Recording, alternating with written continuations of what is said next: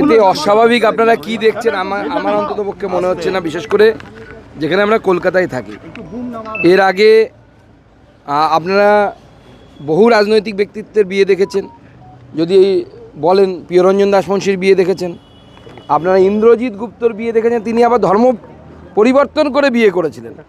তো বিয়ের মধ্যে অস্বাভাবিক কিছু নেই। রাজনীতিতে যারা থাকে, সামাজিক জীবনে যারা থাকে, তাদের সমাজের কাজ, রাজনীতির কাজ করতে করতে অনেক দেরি হয়ে যায়। যেমন প্রিয়রঞ্জন দার হয়েছিল, অনেক পরে উনি বিয়ে করতে পেরেছিলেন। অনেক রাজনৈতিক ব্যক্তিত্ব আছে যাদের এরকম হয়েছে।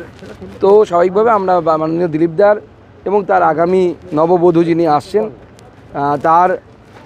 তাদের আগামী জীবন অত্যন্ত শুভ হোক, ভালো হোক। সবারই জীবনে এটা ব্যক্তিগত ব্যাপার, এটা ব্যক্তিগত পরিসর। আমার সেই জন্য মনে হয় ব্যক্তিগত পরিসরে কারো বেশি না ঢোকাই ভালো। আমরা পার্টির তরফ থেকে শুভেচ্ছা দিয়েছি, জানিয়েছি, এবং তাদের আগামী জীবন সুন্দর হোক, সুখী হোক, এটা আমাদের কামনা। বিয়েটা একদমই ঘরোয়াভাবে হচ্ছে, উনি যেটা আমাদেরকে জানিয়েছেন। আজকে সন্ধ্যাবেলায় সম্ভবত বিয়ে।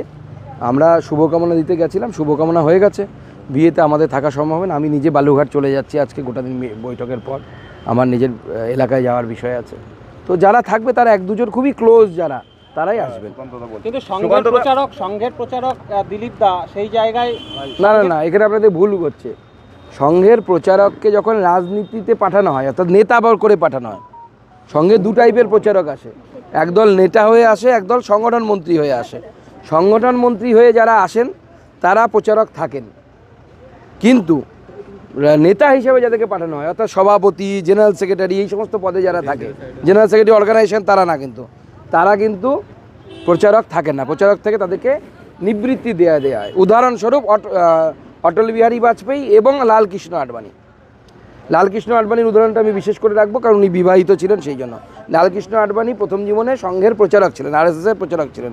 পরবর্তী সময় তিনি রাজনৈতিক ক্ষেত্রে আসেন এবং প্রচারক জীবন থেকে মুক্তি লাভ করে তিনি বৈবাহিক জীবনে, সাংসারিক জীবনে ঢোকেন। এটা সংঘের সিস্টেম।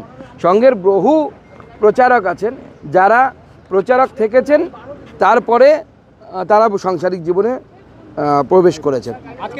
উদাহরণস্বরূপ আমার এপিএস অজয় সরকার, সেও সংঘের প্রচারক ছিলেন এক সময়, পরবর্তীকালে পারিবারিক জীবনে প্রবেশ করেছেন। কারা এলেন সুকান্ত দা আপনারা এখনো পর্যন্ত?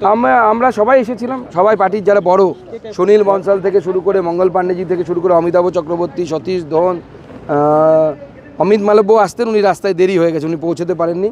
এরকম যত আমরা নেতৃত্ব, আমি, জ্যোতির্ময় সিং মাহাতো, লকেট